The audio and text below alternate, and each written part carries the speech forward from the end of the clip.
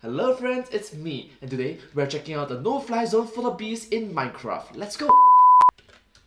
Stop me if you've heard this one before. Scientists have no idea how bees fly. It defies the laws of physics. It's a miracle. We don't know nothing. Science can't explain it. Irritate your local science worshiper with this one neat trick. Well, guess what? I absolutely am mad and irritated, but what's more, the weirdos were right. Bees being able to fly makes no freaking sense. No way.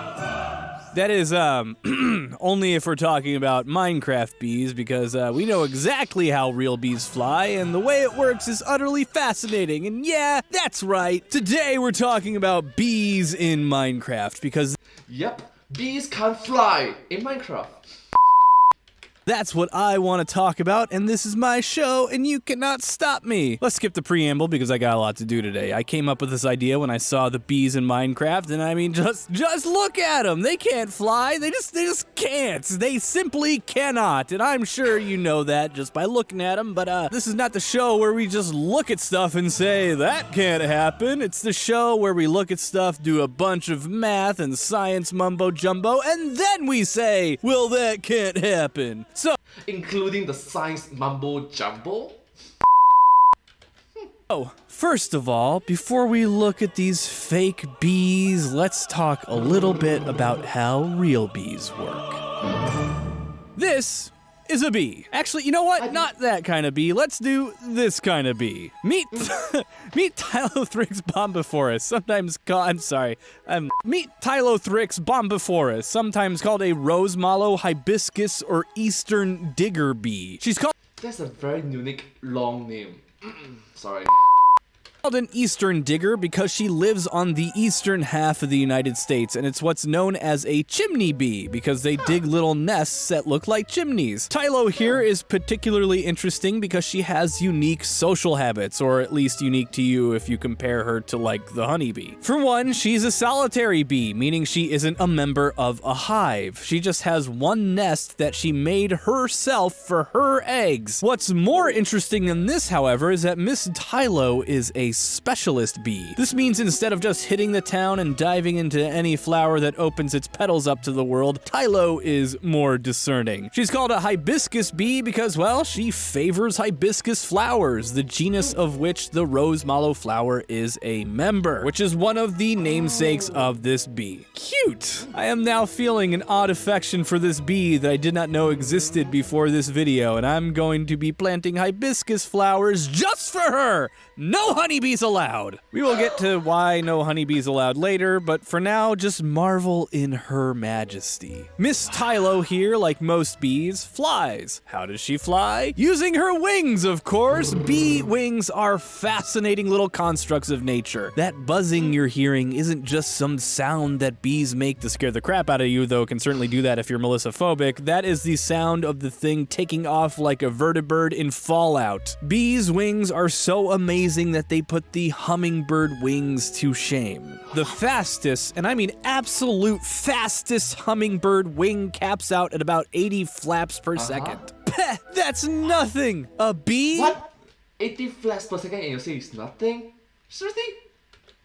A bee flaps its wings over 3 times faster than this at 250 flaps per second. That's over 15,000 times per minute. Absolutely astoundingly fast. But what's more interesting, and this is something we didn't know about fully until we had the technology to slow down camera footage, is that bees' wings are not rigid. They are flexible, which allows them a tremendous amount of mobility in flight. And here's where bees and hummingbirds come together. They have the exact same wing flight pattern, or it's similar enough. By flexing and twisting their wings so that they face at this angle on the downstroke, they can generate lift, just like a bird would by flapping their wings. Here's the cool part. They then twist their wings like this so they're at an angle facing the other direction, so that when they bring their wings back on the upstroke, that also creates lift. They also use efficient flexing of the muscles in their bodies to generate perfect aerodynamics for the directions they want to go by changing the actual shape of their thoraxes.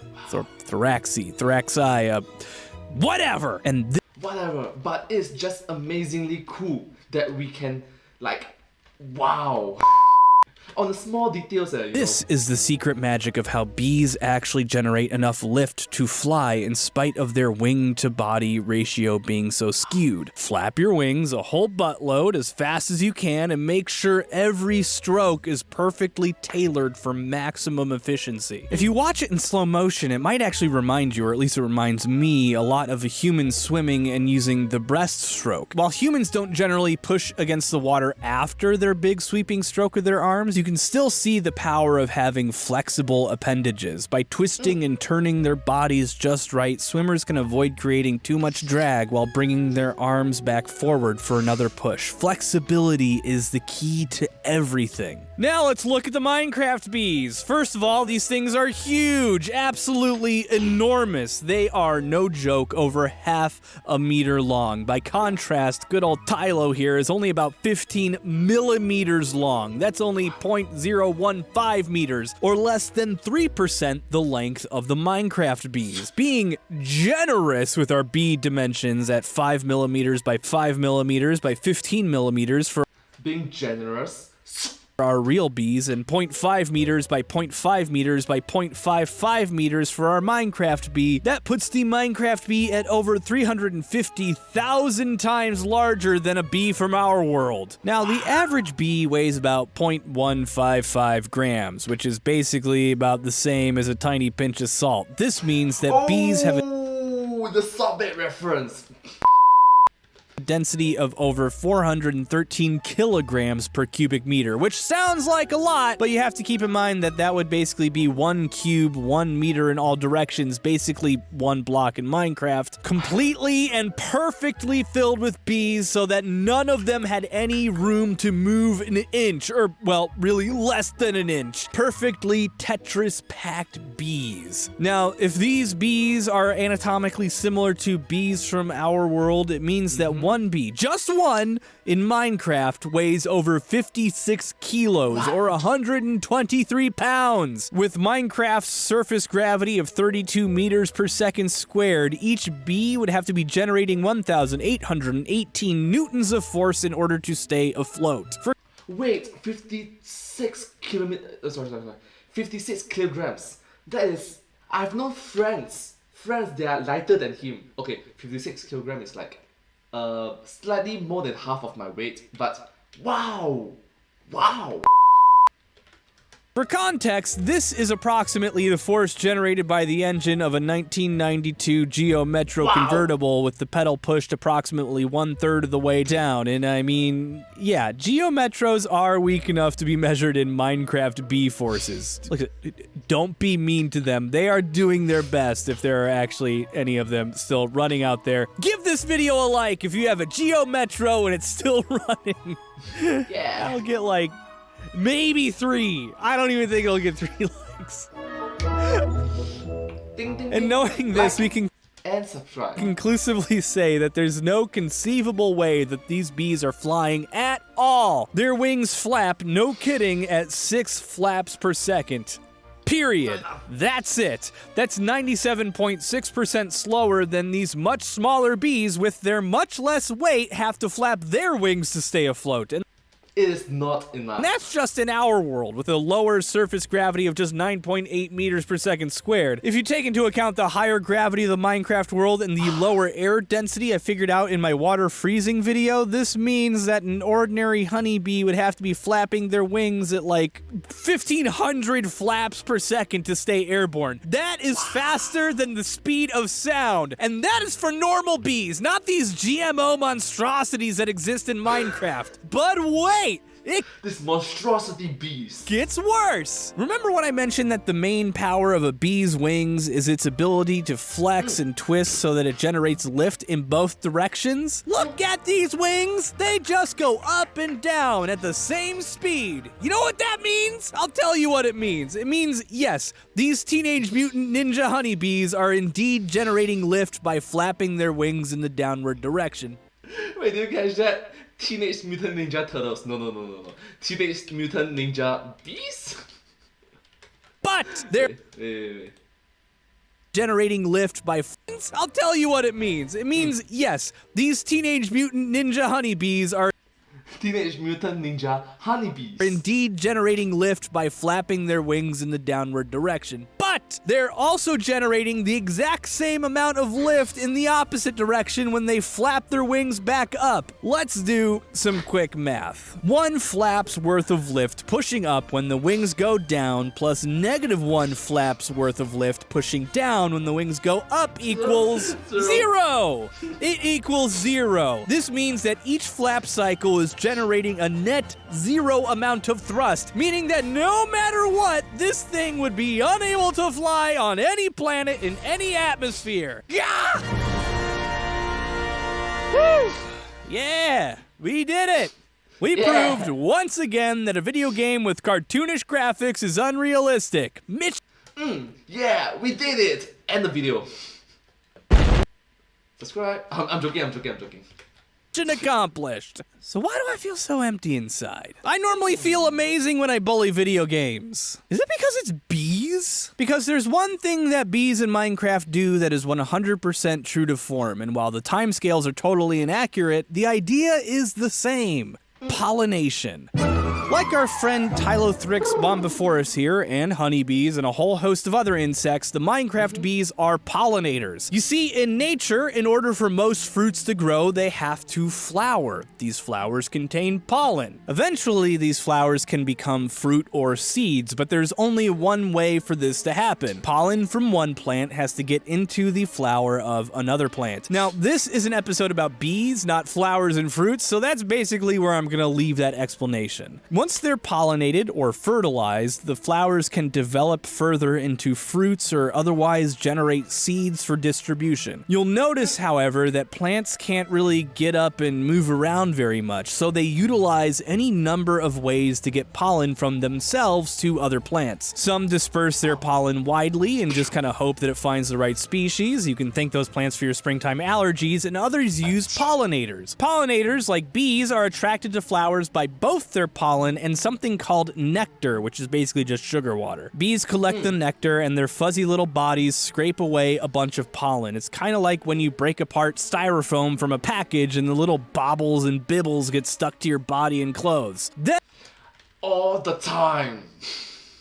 Then, as bees move from flower to flower, some of this pollen falls off and enters other plants, and bam, you got fertilization, baby. This is actually a vital process for, like, well, actually, everyone's survival. It's necessary for plants to keep making baby plants. But it's also necessary for the bees so they have food, and it's necessary for other insects who live on those plants, and probably most importantly, at least to me, all of human agriculture requires pollination in order to produce, well, produce. You know, in the grocery store. Literally, no fruit in the grocery store, save for a few rare exceptions, would exist without pollinators. I'm talking tomatoes, squash, apples, pears, oranges, all of them. And Minecraft bees, they can pollinate too. They can. So thank you so much to all these pollinators. If not for you guys, literally billions of individuals will starve to death. Literally.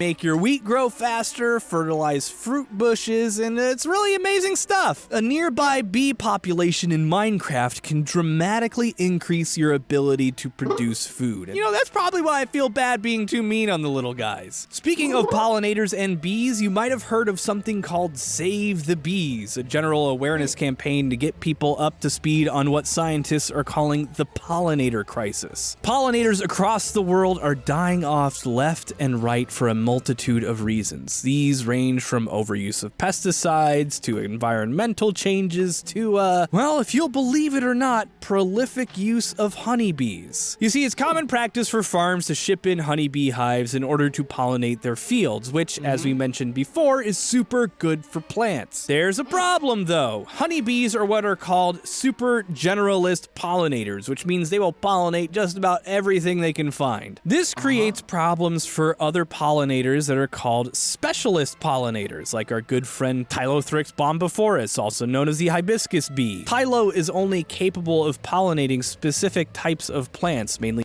Oh, so what you're trying to say is it's a competition between jack of all trades and master of none versus of master of one thing but not jack of all trades.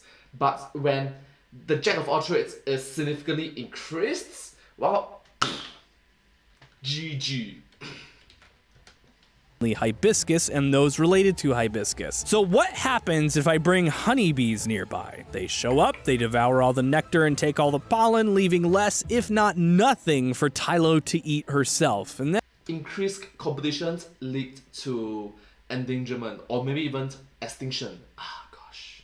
And, well, she dies. And, don't get me wrong, honeybees rule, and they are not the problem, but they are part of a larger problem. They are contributing to the demise of possibly hundreds of species of specialist pollinators in the world, some of which are vital for specific vegetables and fruits that only flower like the early morning or really late at night, like well before honeybees have even gotten started with their day and had their first cup of coffee. You see, Save the Bees is not just about honeybees. It's about the hundreds of bee species and butterflies and hoverflies and aphids, moths. They all need our help. Or not only will they go extinct and decrease the biodiversity of our planet, but like all of humanity could suffer. I'm talking food shortages across the board for all sorts of produce, which are, you know, vital for human survival. With the death of too many pollination species, zucchini could go extinct, which means say goodbye to zucchini bread. That's why I'm choosing to donate to the Pollinator Partnership at pollinator.org. They are not a sponsor, I just really believe in what they're doing to help preserve not just bees, but all pollinators across North America with the North American Pollinator Protection Campaign, and they also work with other programs globally to make this crisis a thing of the past.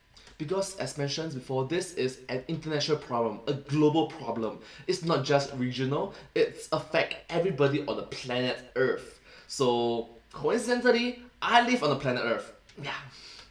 If you feel like helping out pollinators not just in your backyard, but mine and Tanya's and Matt's and Steph's and Jason's and Amy's and just everyone you know, head on over to pollinator.org/donate and give whatever you can. I know it would mean a lot. Sincerely, Austin. Sincerely, Austin. And I just have to throw out a personal thank you to my Patreon patrons who for years have made this show possible. And especially these fine folks, Justin Bush, Dr. Vem, MadLad616, Miss Kendra, Ronald Coleman, EditAmTP, Artifox, Marissa Resnick, Nick Patterson, Loretta Mazurf, and Alan Hagers. You guys are the real ones. Thank you so much. I'm just glad that this video is being so educational and entertaining to watch as well. So the entertainment value is just Thank you so much for making this video. Thank you so much to the team behind this video. You guys are the best. Well, I hope you find this video quite interesting to watch. But hey, let me do the outro. Okay. But hey, that's just the signs. The signs off. Thanks for watching. Thank you.